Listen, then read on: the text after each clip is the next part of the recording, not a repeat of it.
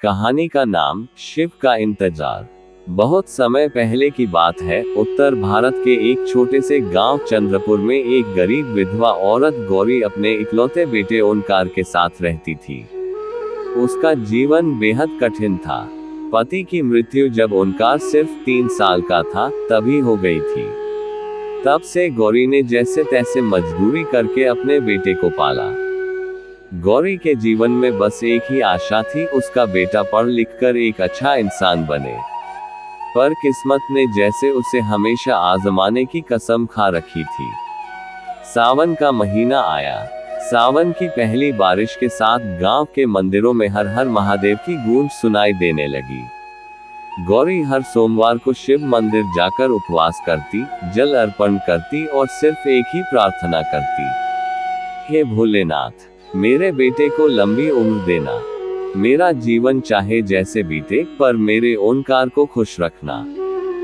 गांव में लोग कहते कि जो सावन के अंतिम सोमवार का व्रत सच्चे दिल से करता है, उसकी हर मुराद शिव जरूर पूरी करते हैं। गौरी ने निश्चय किया कि वह इस बार अंतिम सोमवार का व्रत बहुत कठोरता से करेगी। अचानक एक दिन, एक शाम ओंकार खेत से वापस नहीं लौटा। रात हो गई, तूफान भी उठ खड़ा हुआ। माँ बेचैन होकर उसे ढूंढने निकली, पर चारों तरफ अंधेरा और डरावनी आंधी चल रही थी। गांव के कुछ लोग मदद को आए, लेकिन कई घंटे बीतने के बाद भी ओंकार का कोई पता नहीं चला। गौरी का कलेजा जैसे फट गया हो। वो मंदिर पहुंची, शिवलिंग से लिपट कर बस इतना ही बोली, भोलेनाथ, तुम ही मेरा सब कुछ हो। अगर ओंकार को कुछ हुआ तो मैं भी नहीं जी पाऊंगी। रहस्यमय सपना। अगली सुबह जब गौरी बेहोश पड़ी थी, तब उसे एक सपना आया। सपने में शिवजी प्रकट हुए और बोले, तेरा व्रत अधूरा है गौरी।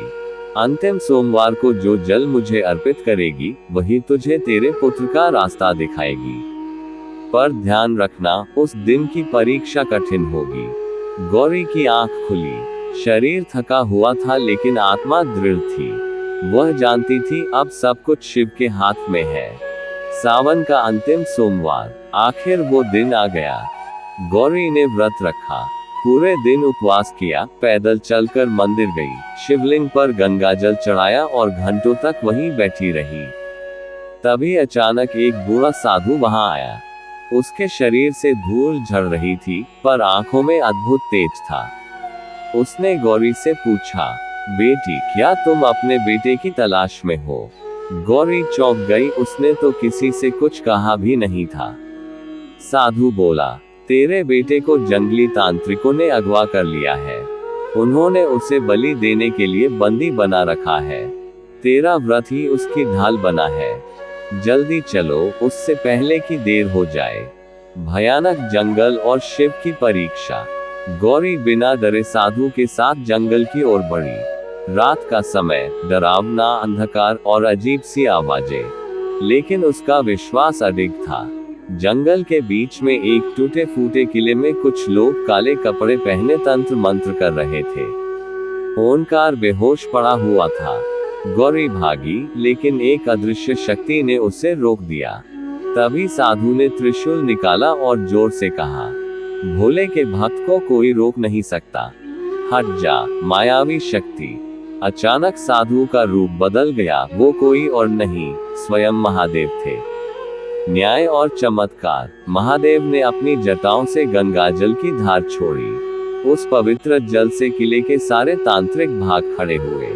ओंकार की सांसें वापस लौट आई। गौरी रोते रोते शिव के चरणों में गिर गई। हे प्रभु, आपने मेरी ममता को बचा लिया। मैं जीवन भर आपका व्रत करती रहूंगी। शिव मुस्कुराए और बोले, सच्ची भक्ति और ममता को कोई शक्ति नहीं हरा सकती। तेरा व्रत सफल हुआ गौरी। तेरा ओंकार अब लंबी उम्र जिएगा। कहानी का अंत। गौरी ओंकार को लेकर वापस गांव लौटी। उस दिन सावन समाप्त हुआ, लेकिन गांव में हर किसी ने महसूस किया कि शिव साक्षात इस अंतिम सोमवार को प्रकट हुए थे। गौरी के जीवन की तपस्या पूरी हुई। ओंकार बड़ा होकर एक नेक डॉक्टर बना और गरीबों का इलाज करने लगा। सीख। ये कथा सिखाती है कि यदि मन सच्चा हो, भावना गहरी हो और श्रद्धा अडिग हो तो शिव स्वयं अपने भक्त की रक्षा करते हैं, चाहे कितनी भी परीक्षा क्यों न हो।